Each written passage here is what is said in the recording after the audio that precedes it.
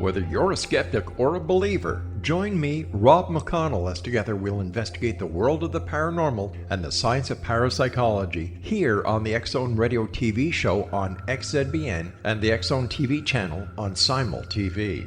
Since 1990, the X-Zone Radio TV show has been the place where people dare to believe and dare to be heard. Together, we'll investigate UFOs, aliens, ghosts, Bigfoot, psychic phenomenon, lake monsters, conspiracy theories, government cover-ups, the truth embargo, alien abductions, ESP, haunted locations from around the world, and so much more. With over 28 years of broadcasting and more than 4,500 individual guests, the X-Zone is truly a place where fact is fiction and fiction is reality, as evidenced by the credibility, integrity, and professionalism of the guests that we bring to our international audience. If you have seen a UFO, had a close encounter, seen a ghost, Bigfoot, lake monster, or a story that you would like to share or have investigated, contact me, Rob McConnell, by sending me your email to xzone@xzoneradiotv.com, or you can call toll-free 1-800-610-7035, extension 143, and on Skype, X-Zone Radio TV. For more information on the X-Zone Radio TV show with yours truly, Rob McConnell, visit www.xzoneradiotv.com or www.xzonetvchannel.com or simultv.com and xzbn.net. Until next we meet here in the X-Zone from our broadcast center and studios in Hamilton, Ontario, Canada, always remember, X-Zone Nation, keep your eyes to the sky and your heart in the light.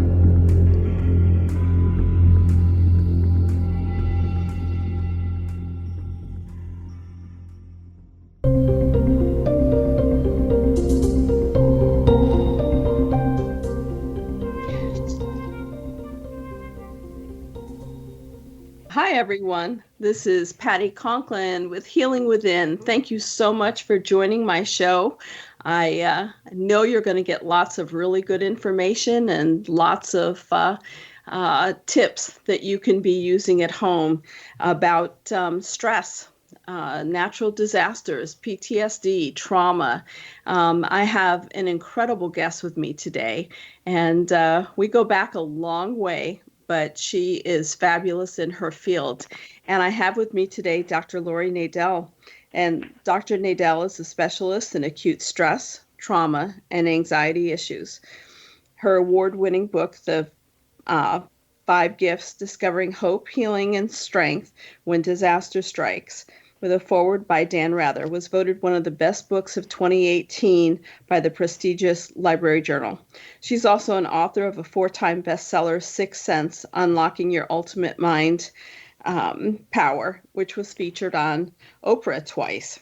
She's been a guest on Dan Rather's America and Coast to Coast with George Noonan. So I'd like to bring you in, Laurie. Thank you so much for being with me. How are you, my friend? Thank you. How are you, my friend? It's great to talk to you, and thank you for having me on your show. I am so thrilled that you're here because, wow, what a world we're living in right now. And lots of natural disasters, lots of man-made disasters. And I think it's just so important for people to understand how to cope. How do we cope? You have done so much, and you've been through so much. I'm going to kind of give a little preamp here of just 9/11 and lead you into that, because while you did not live down near the World Trade Centers, trade towers, you had your office in Manhattan. And so talk to me about that. I know we've got stuff we could go back to, but let's just kind of start with 9/11 moving forward in the different trauma situations that you've personally been involved with and how that helps you as a psychotherapist to help your clients. Well, thank you for asking about that. September 11th, my office was in the FEMA zone. It was south of 14th Street. It was across the street from what was then a major hospital serving downtown at Ground Zero. And I I was not in the office that day, but the area was sealed off, and when we were able to get back into the office because of there was we call it a disaster zone just north of the office. It was the northern perimeter of the ground zero zone. The office was covered in dust, and the dust was the toxins from the World Trade Center, and of course, I don't like to think about this, but the powder from human debris, the people who were vaporized, and we vacuumed and we put in air filters, and I started looking for a new office. But between the time that I found the new office, I had over 150 hours of exposure in an enclosed space, breathing, breathing the air, the contaminated air. Yeah. And then 3 years later, I developed what is now kind of permanent chronic lung damage because of having inhaled too much of the powder. But most of my clients were living downtown or working downtown. And then after about a year, I started a program for teenagers whose fathers were killed in the World Trade Center, and I ran that with a local hospital for a couple of years. And I am still receiving calls from people and speaking to people who are still affected by 9/11, especially this past anniversary was extremely uncomfortable, was extremely painful for many people, kids whose fathers were killed who are now young adults, as well as first responders. It seemed to have kicked up a lot of flashbacks for people. And unfortunately, we're living in very turbulent times. We're living in very dangerous times. And I think that the importance of developing a spiritual mindset, spiritual values that can help us to cope with these kind of upheavals and adversities has never been more important. Yeah, yeah. I mean, it's so hard for people once you go through such a severe trauma, whether it's 9/11, you yourself also experienced Hurricane Sandy with your home, and the trauma associated with that. And, the flashbacks that people get. I mean, I'm a firm believer, as most of you know, that our disease begins with emotional cores. And those emotional cores can start building and creating pain and leading to disease. And so as these disasters hit and people don't have a coping mechanism to deal with it, or it's a continuation of traumas, or those triggers of traumas. Talk to us a little bit about Hurricane Sandy, because that wasn't too long ago either. Well, about 7 years ago, I lived, and I'm back living on Barrier Island, just south of Long Island. It's just southeast of the New York City line. And I had a beach cottage for 20 years, and I had 3.5 to 4 feet of water from the Intracoastal Waterway and the ocean that completely destroyed the house. I was hiding with my boyfriend and my cat. We're up in the attic. And the water came in with such force that the refrigerator was floating and the couch was floating and the washing machine were floating. And it was like being in the movie Titanic. Wow. And, and in that moment, I felt extremely calm, and I felt that I was spiritually being kind of lifted up, and I received a message from Spirit that said, as the water is pushing out the walls of your house, we are pushing out the walls around your heart, and wherever you go, you will carry the peace and magic of your home within you now. Wow.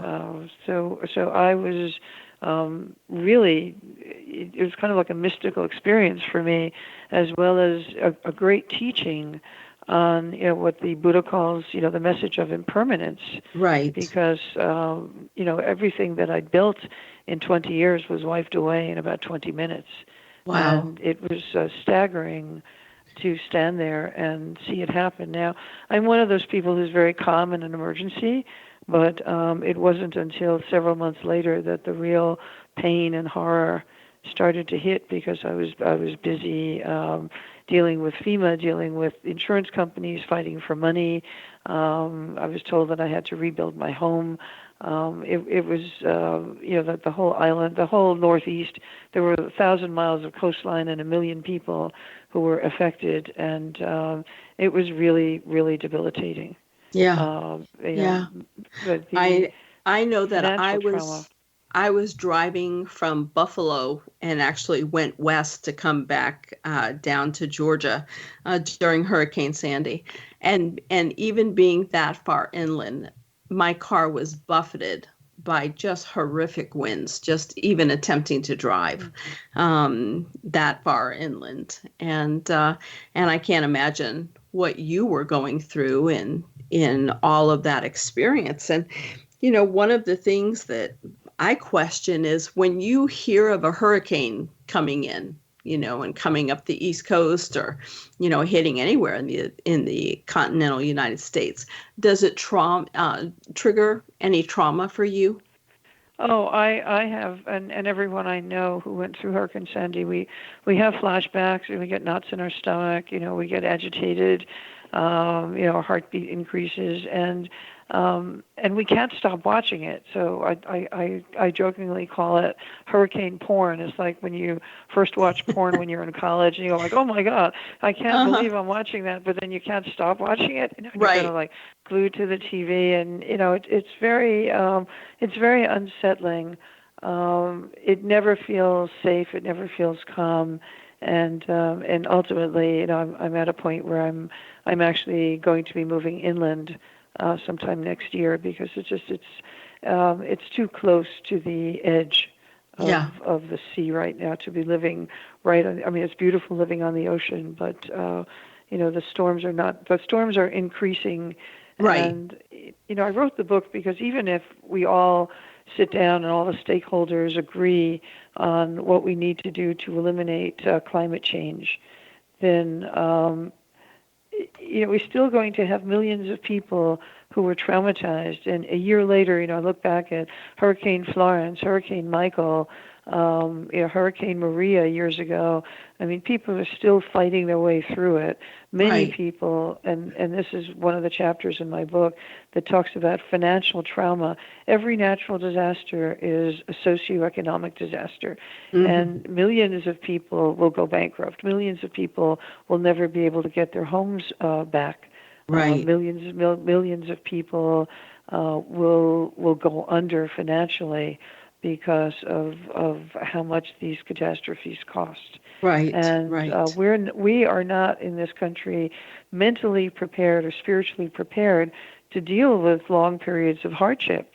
And when you speak to people who live in the third world or people who live in Europe, where they've been through wars and they've been through famines and they've been through, natural disasters and terrorism in the UK throughout the 1970s, they have an equanimity to them because they have these 5 gifts which came to me when I was meditating a few months after Hurricane Sandy. And these 5 gifts that will help us are humility, patience, empathy, forgiveness, and growth. Wow. Well, when we come back, let's talk about those and how we put those in our life and how we look at those in terms of being able to deal with our life.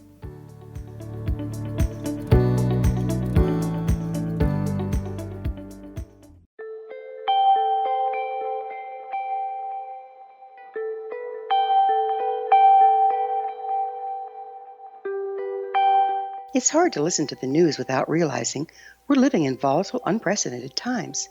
Yet never has there been such an opportunity to transform the human condition. As old structures fail, where can we find the guidance to co-create a better way? Find Your Path Home is an ever-evolving, leading-edge information, education, and healing resource center designed to support and guide you on your path to unity and enlightenment. Based on sound principles employed by shamans worldwide, we provide techniques that can support you through the current transitions, offering online shamanic classes, international long-distance shamanic healing sessions, complimentary Mission Evolution radio episodes and Stairway to Heaven TV vignettes, seminars, retreats, and much more. All of this can be found on findyourpathhome.com.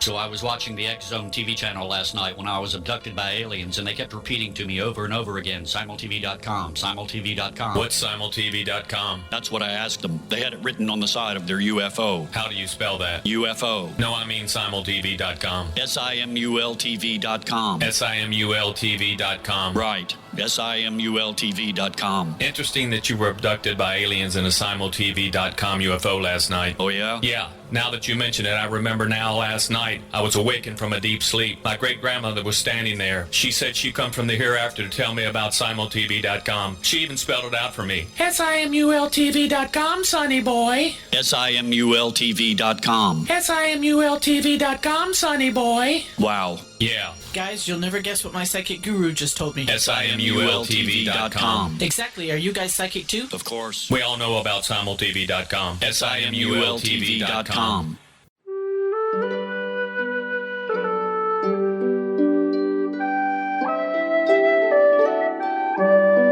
Path Home Shamanic Art School proudly presents the Gathering of Shaman 2019 Fall Retreat, Manifestation Samhain. Join me, certified shamanic instructor Gwilda Wiyaka, in the magnificent Colorado Mountains this November 2nd and 3rd for a life-changing event. Participate in unique teachings and ceremonies that'll put the power and magic of shamanic manifestation into your hands. Sit in circle with like-minded individuals, sharing group energy and the power it generates. Classes will be held in a facility next to the beautiful, majestic Arkansas River, further empowering the experience. Space is limited, so reserve your spot today. For more information, visit findyourpathhome.com or email touchin@findyourpathhome.com.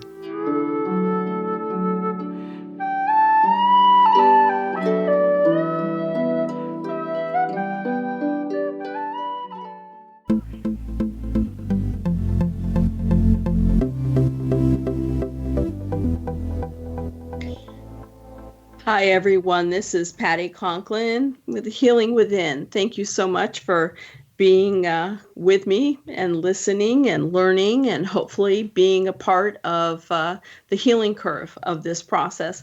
My guest today is Dr. Laurie Nadel, and she's a psychotherapist and many things that I could go on and tell you how wonderful this woman is. If you have been going through a disaster or have had a trauma, look for her book, The 5 Gifts, Discovering Hope, Healing, and Strength When Disaster Strikes. So, Laurie, thanks for coming back.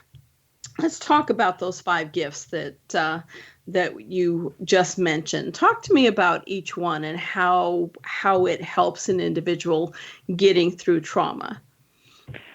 Humility, when I ask people, would you rather have humility or 1 million Twitter followers? People laugh. But most people would rather have 1 million Twitter followers. This is a culture that, admires fame and popularity and, people who seem to be, plugged in. And we don't really value modesty and humility, and people just kind of very often, like when I go to an airport, I'll thank the people who are sweeping up the airport or cleaning the bathroom, because they do their work with such humility, and it's so important, that they're kind of keeping it clean. Or the guards who are standing by in Penn Station, I'll thank them, because we need to have that protection now, especially now. And these people, the soldiers, for example, who are fighting every day so that we can keep our freedom, they do their work with humility. They don't expect to receive any celebratory awards, or they don't expect to be famous for it. And with humility, it gives us the grace to be able to say, what I used to say to myself is, Laurie, as horrible as this is, it isn't happening to you personally. It's happening to 1 million people. Right. And, it's the ability to say suffering is universal. it's part of the human experience. My suffering or my hurt or my loss at this time, it's maybe the worst to me in this moment, but it's part of life. And instead of saying why me, humility lets us say why not me. I'm not special. There's nothing in my life script that says I should never suffer. Right. Everybody goes through some pain in life. Humility is the gift that lets us accept it with grace. Yes. And I find that, when I'm really suffering, and I'll pray to God, say, God, please give me the humility to accept where I am right now. I'm not who I think I should be in this moment.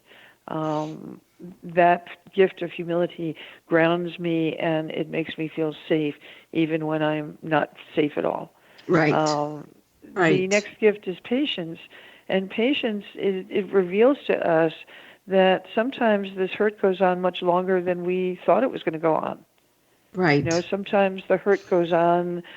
We can find that the second anniversary, or this past year with 9/11, it was the 18th anniversary, and many people found that they were having nightmares and flashbacks, and they were having a very hard time getting through the ceremony if they were a family member. It kicked up a lot of visceral memories, and patience is the gift that lets us accept that the grief will come and go over time, and it will be unpredictable. And when it hits us, or a flashback hits us, the gift of patience lets us accept that it's not over. It may not ever be 100% over, but patience lets us be human. Yes. And be human with ourselves. The third gift is empathy, and empathy is the gift of connecting with each other and connecting with ourselves. It's the feel-good gift, of all the. I used to call them, or I wanted to call the book, The Five Unbearable Gifts, which Buddhist monks loved the title, because there's a paradox in each of these five gifts. We don't really want them, especially not in the United States. It's like, right. Patience is a gift. What are you talking about? and publishers said, if they're unbearable, people won't want them. And so empathy is the only gift that's not unbearable, because the more you give, the more you get. And we usually see this huge rush of empathy the first 2 or 3 months after a disaster. But then, the news cycle moves on, and humanitarian workers and first responders move on, and the people who have direct loss, or who have lost somebody, or have been directly involved in witnessing what happened, or they've been working, in that arena there, or working to help someone who was directly affected. Those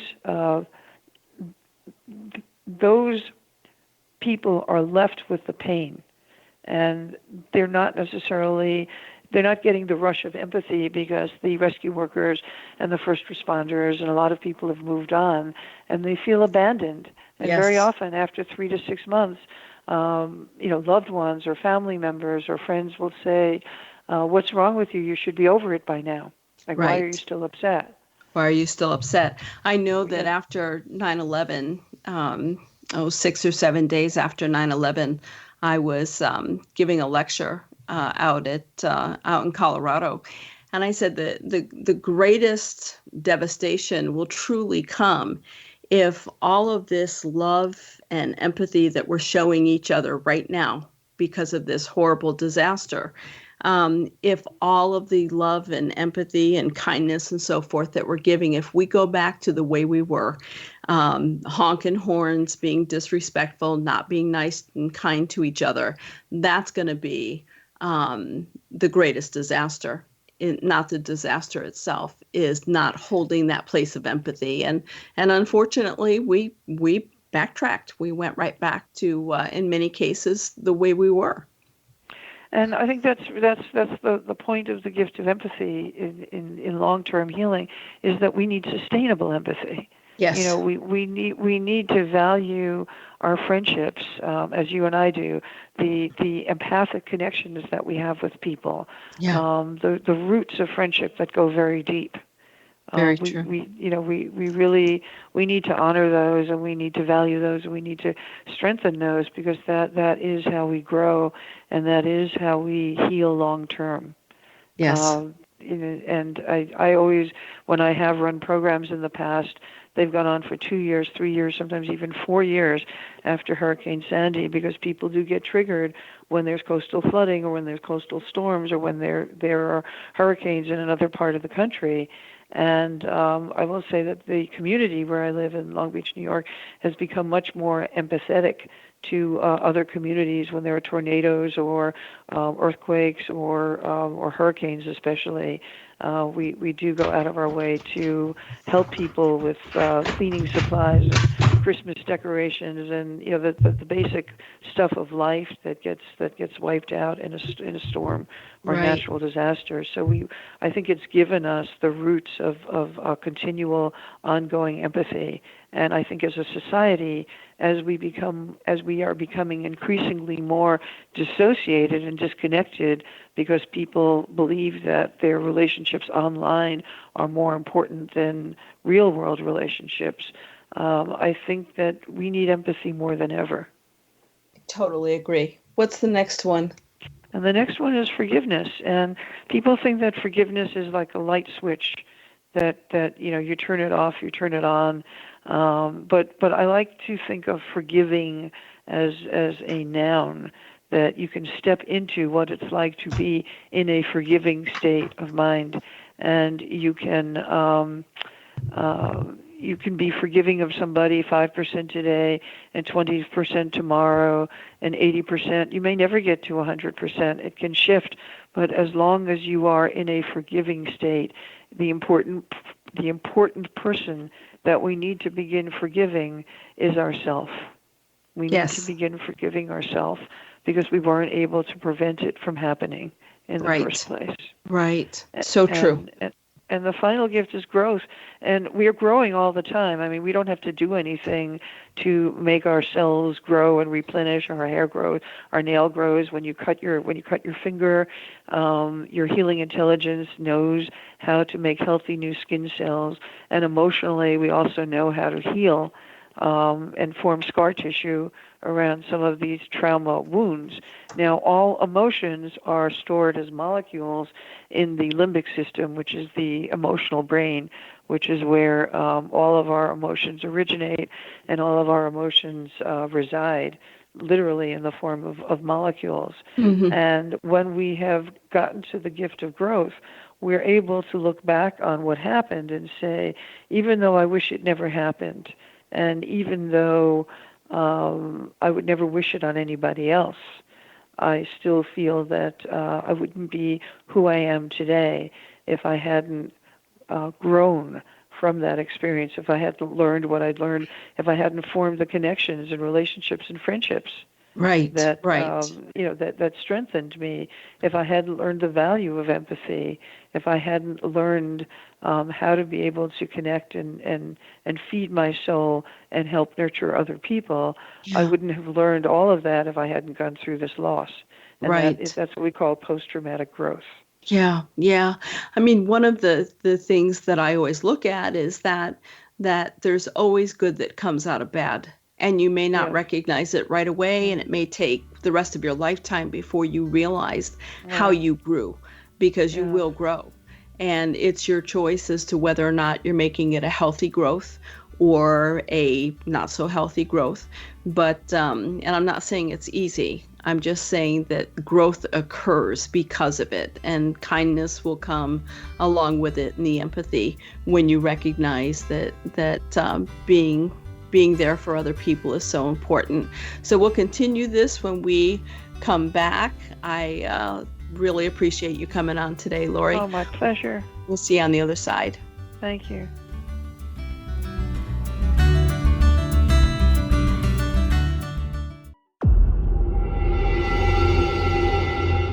Whether you're a skeptic or a believer, join me, Rob McConnell, as together we'll investigate the world of the paranormal and the science of parapsychology here on the X-Zone Radio TV show on XZBN and the X-Zone TV channel on Simul TV.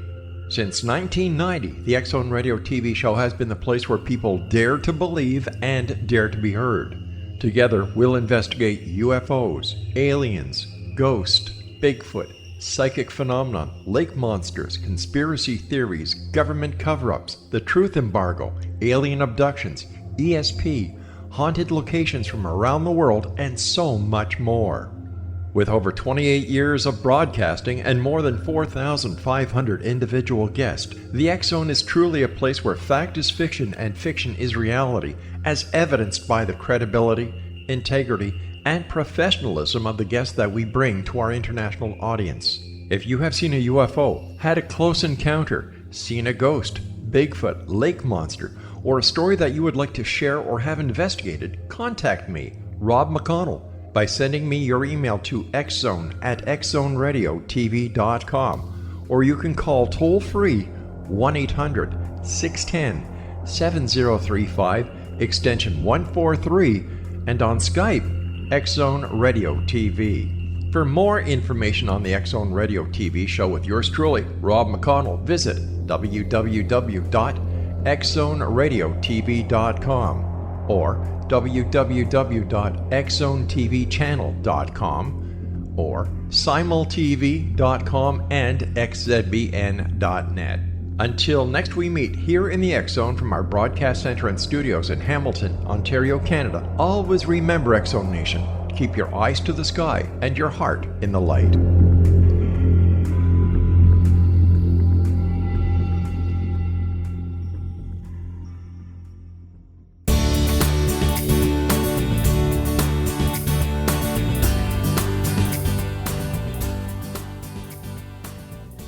Hi, everyone. It's Patty Conklin and Healing Within. Thank you so much for joining me today and my guest, Dr. Laurie Nadel, psychotherapist and author of The 5 Gifts.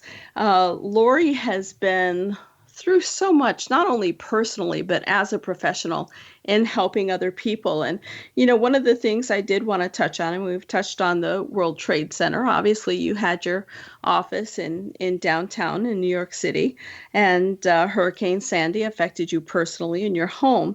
But you're also a member of the International Critical Incident Stress Foundation, working on debriefing teams with first responders and teachers at Parkland, Florida.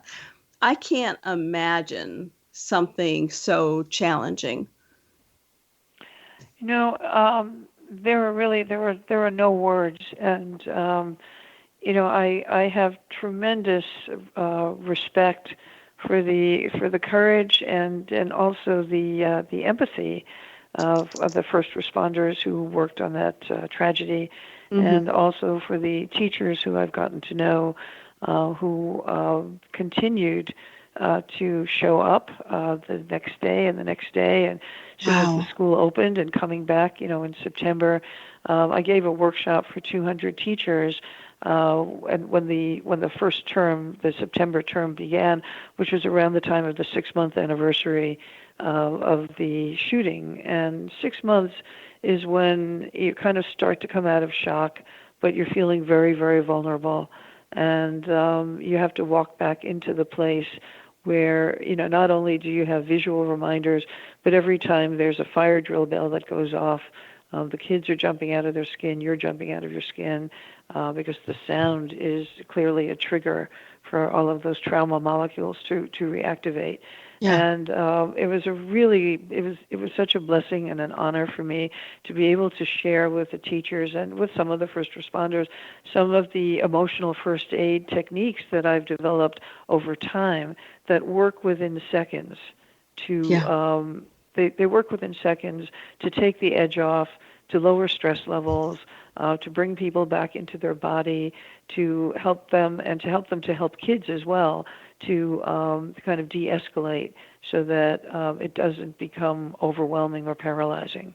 Right. And what we can learn, and the reason why I have a chapter on first responders, is that we can learn from first responders. There's this wonderful movement within the first responder community called Critical Incident Stress Management, which really gives young firemen, police officers, rescue workers permission to acknowledge when something is just too visceral, it's too disturbing, it's too creepy, especially when there are children involved and they have to Right. look at dead children. They weren't able to save a kid. Their young parents. How do you process that? How do you come to terms with that so that you can get up the next day and go to work and face another critical situation? And what we can learn from first responders is that it's appropriate to be scared. It's appropriate to be upset. It's appropriate to have difficulty eating or sleeping, or have surges of adrenaline where you feel very jumpy. The important thing is to know how to manage those surges of stress in a healthy way. And that's what we call it, emotional first aid or psychological first aid. And that's really the first part of my book, The Five Gift, is all about what we need to do so that we know if we're going to be in a hurricane, or we're going to be, in a natural disaster, or we've just escaped from a fire. These are the symptoms to look for. This is what we're likely to have. Heart's likely to be racing, your blood pressure is likely to be elevated, you might have difficulty focusing, you might feel agitated, you might feel like crying, you might have knots in your stomach. All of these are normal reactions to an abnormal situation. Right. And what we need to do is learn how to identify them and how to help ourselves in taking care of ourselves. Yeah. Have you found, I know years ago I read different researches that that psychiatrists, psychotherapists, police officers had a very high suicide rate. Yes. Are we finding that to be overshadowed by first responders that really aren't used to these situations, or are we seeing an increase in deaths among first responders? Sadly, we are. The New York City Police Department they just started an initiative for suicide prevention and postvention outreach. I'm actually trained in suicide prevention and postvention. I've worked with a number of young women whose husbands were first responders who had threatened or at high risk for suicide. A colleague of mine had said that very often when a first responder retires and he or she, has time on their hands, they're not getting up every day to go in and do the work. That's when the flashbacks start to happen, and that's when very often they will commit suicide later on when the delayed stress reactions start to hit them, the grief reactions start to hit them, and the feelings of helplessness, because they can save thousands and thousands of lives, but it may be that one person who they weren't able to save that's going to stay with them. And so it's so important, the outreach that's going on in the first responder community says so important, and among veterans, to be there, to offer support, to listen, and to also understand if you're a family member, it's just very important to listen and to watch and to be present for that person who's suffering, because very often the pain runs so deep that there are no words. Right. And you just have to be present in a compassionate way. Right. But so many people, they're not trained. They're not trained to hold space and to be present and be there and so forth. And I think that's one of the challenges we have in this country and other countries is how do we get the average everyday person to, let's go back to empathy, to really understand empathy and what it's like. As a traveler of 66 countries now, way too many, it gave me a totally different sense of understanding when I was able to see in extreme poverty. I grew up in poverty, but nothing compared to what I saw. Right. And it gave me a very empathetic heart, I believe, in being able to be there or work at different women's shelters or soup kitchens or, what have you, around the world. But the average person doesn't have that. I mean, I think we are still less than 15%, 17% of individuals who actually have passports that go someplace other than Mexico or Canada for a cruise, that really understand the world. How do we help people, the average person who's listening today, who may not have suffered a tragedy or severe loss or poverty? How do we help them understand for their friends that have gone through? How do we increase their empathy? And maybe I'm just barking up the wrong tree. I don't know. Well, I think it's a human need. Again, we need to really learn from other cultures and other spiritual traditions, and from people who don't have the luxurious lifestyle that we have. Mm-hmm. We really need to reframe that owning things or buying things, is not. It's not going to help us when the chips are down. Right. Right. It's we need core human connection, and I just wanted to touch base on something that you mentioned years ago when I was a young reporter, I was a photojournalist, and I was covering a gold rush in the jungle in South America, and there was a mudslide, and while everybody was out there shoveling mud, I went for a walk in the woods, and I came upon this man who was living under a lean-to, and he had like no teeth and like a long beard, and I guess I maybe I should have been scared of him, but he looked pretty peaceful, and he was heating water in a chipped tin cup, and then he poured in like a tablespoon of powdered condensed milk, and he stirred it, and he stirred it and stirred it, and he gave me the cup, and he told me to sit down, and I said, no, I don't want to eat your breakfast. But he insisted, and as I was drinking his breakfast, this man had the biggest smile I've ever seen in my life. Yes. It was like it lit up the whole jungle. And his generosity and his gentleness in giving me his breakfast made him the happiest man. And I thought, this is the richest man in the world.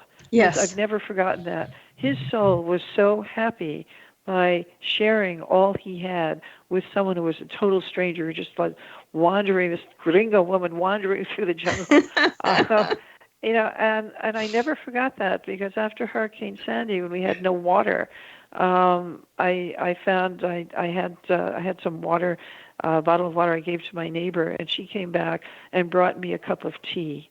And I burst into tears. And I felt that it's in those moments of pure sharing and pure empathy and pure giving that that we shine, and yes. we help other people to shine. And I hate to say that hardship is like the fairy godmother of empathy, but in a way she is. Yes. Because with hardship, we really come to appreciate those shining, sparkling moments of genuine kindness. Yeah, and that silver lining. So much more than that. We just need so much more of that in the world right now. And we can begin, very simply by thanking somebody as we, go through our day. Thank the cashier at the supermarket, make eye contact. Tell that person, I hope you have an easy shift. Make a human connection.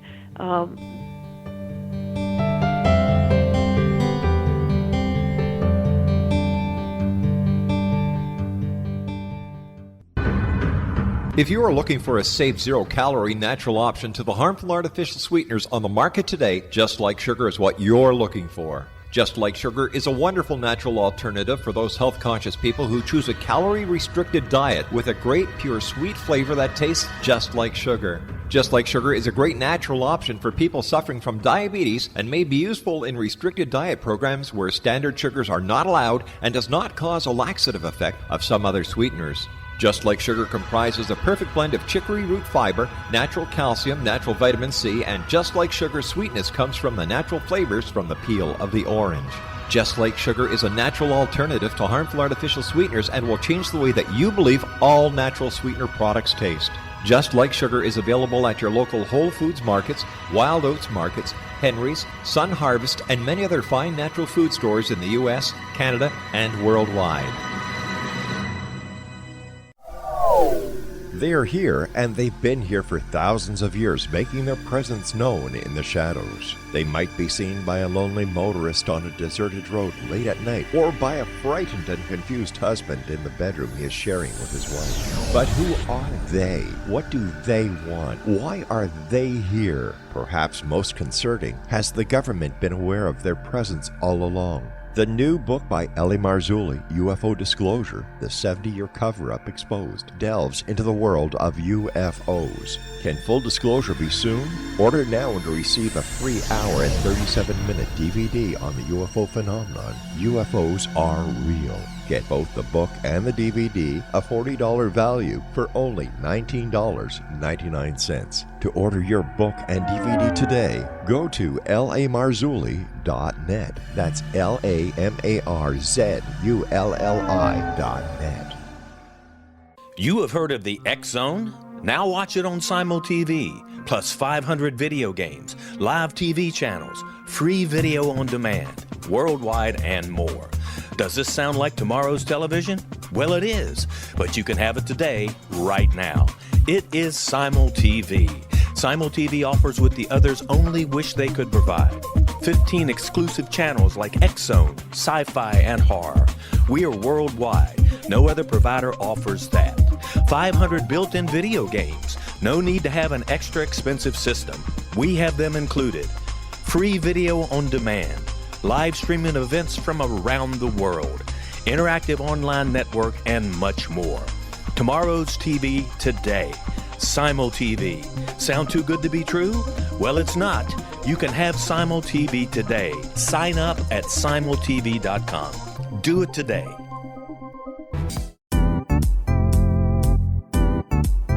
Memorable dynamic presentations are a not-so-secret weapon in the business world. Do you have a powerful message that must be shared, but you haven't found a way to deliver that message?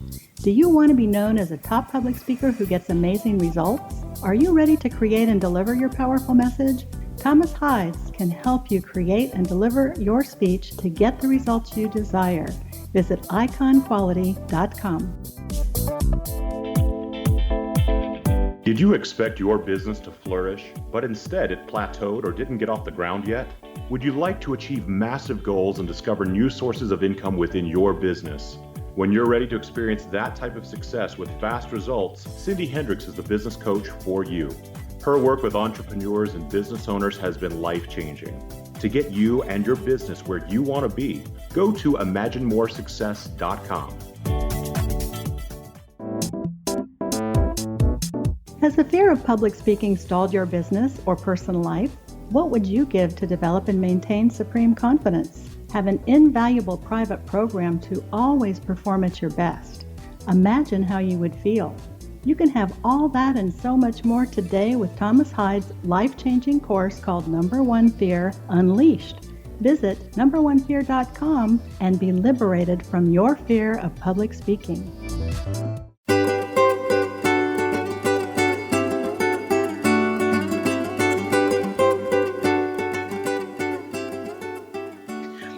Hi, everyone. It's Patty Conklin and Healing Within. Thank you so much for listening in today, and I hope you're getting some valuable information. And kind of want to go over with you now my guest, Dr. Laurie Nadel.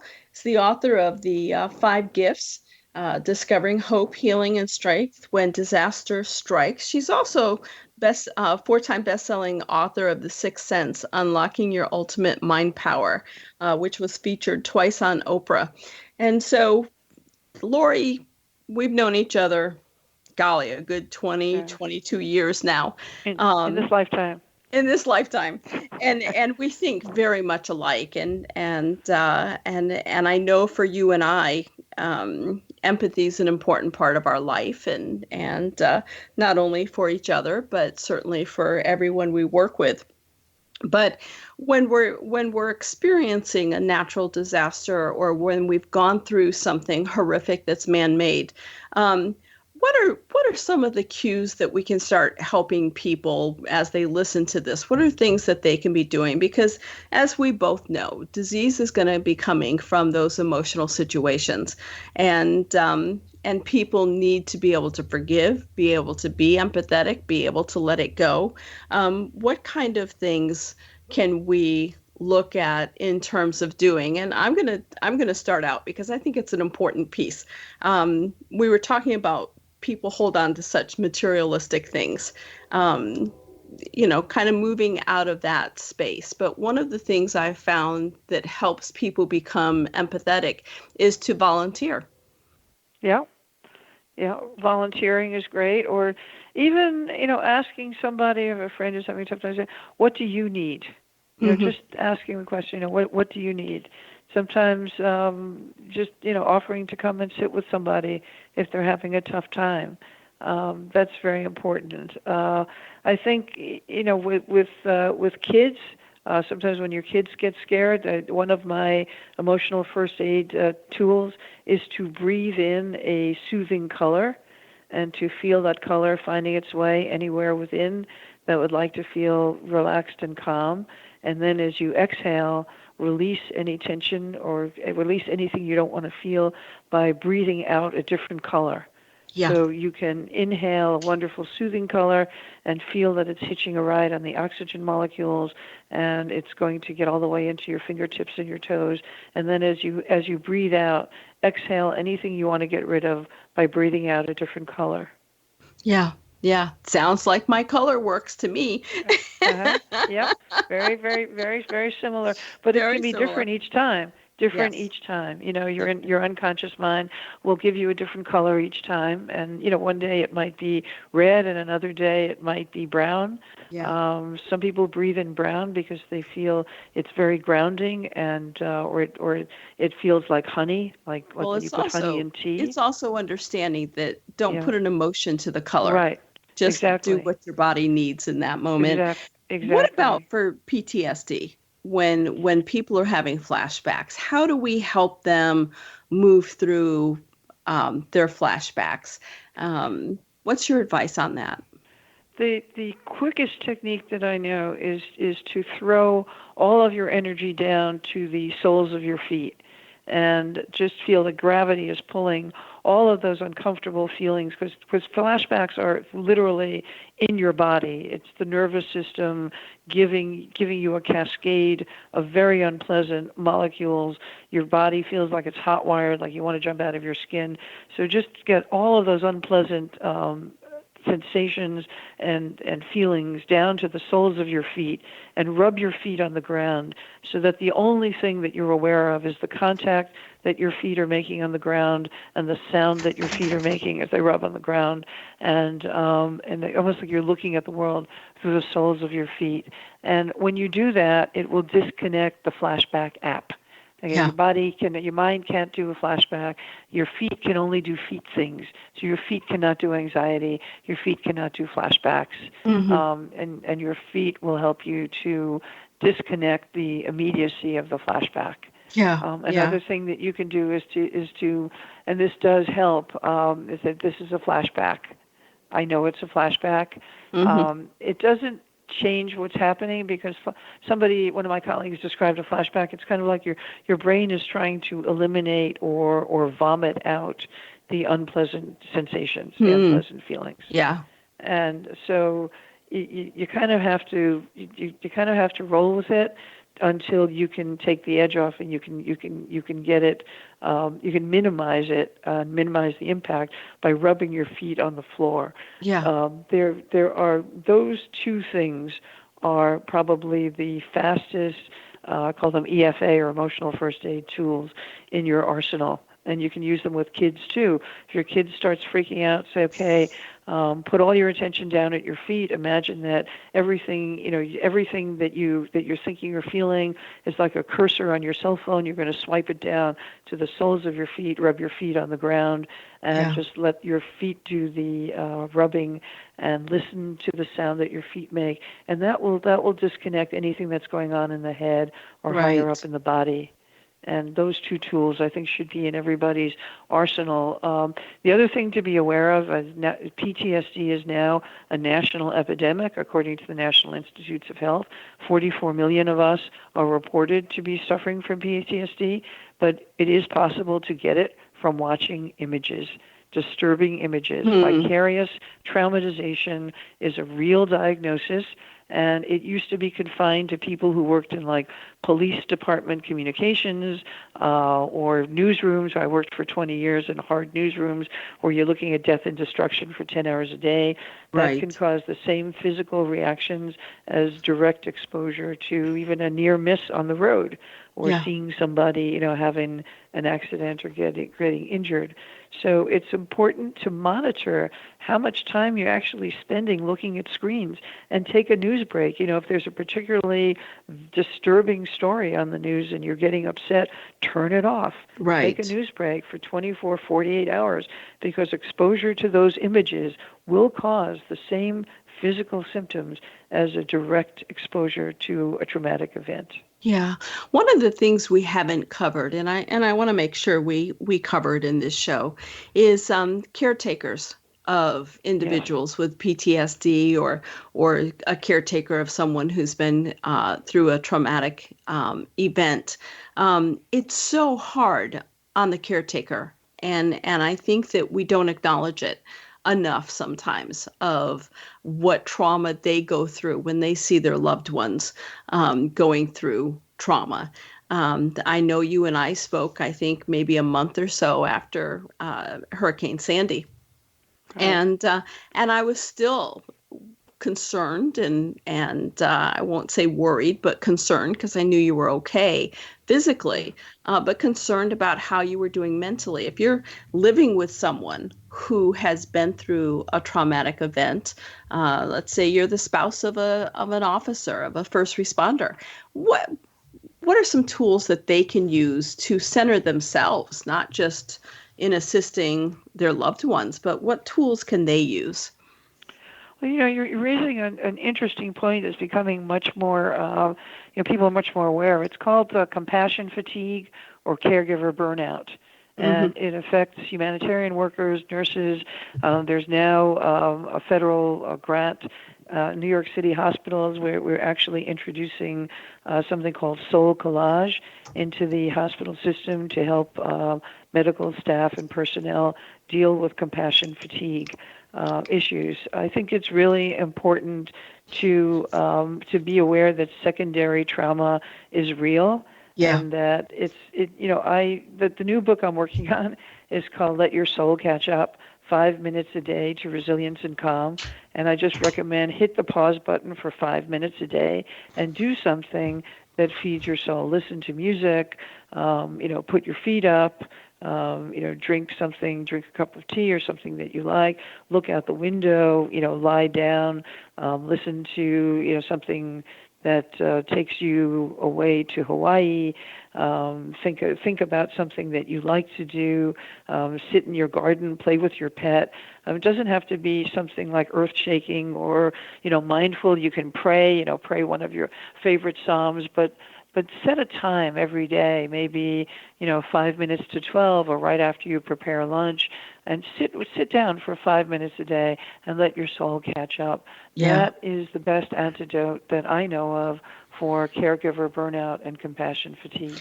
I know that I have an app on my phone that will vibrate, and it tells me to breathe for 5 minutes, to just stop and breathe. And it's one of the things that I looked at in traveling abroad in some of the Middle Eastern countries, of having the chimes go off, in the square and so forth. And I loved it. I loved it because it always made me stop and give pause and be grateful for my life. And I think people, especially in today's world in the United States, need to be able to take time and take those breaks throughout the day to breathe, to be calm, to be aware of the fact that so much of the time we're running at a frenetic pace, and we really have to calm down, be quiet, and soothe our soul, so to speak. Right. Yeah. And just 5 minutes a day. If you start, the research shows that we need 20 minutes a day of mind-body relaxation to help with our resting heart rate, lower unhealthy stress levels, prevent, flare-ups of hypertension and diabetes, and help the immune system. But I don't know anybody that's got 20 minutes a day, especially if you're an active person or you're a parent or you're a caregiver. So start with 5 minutes a day, and the research shows that if you can work up to 4 5-minute windows a day, you will get the same physical benefits and health benefits and mental health benefits as if you sit and meditate for 20 minutes a day. Beautiful. So start with 5 minutes a day.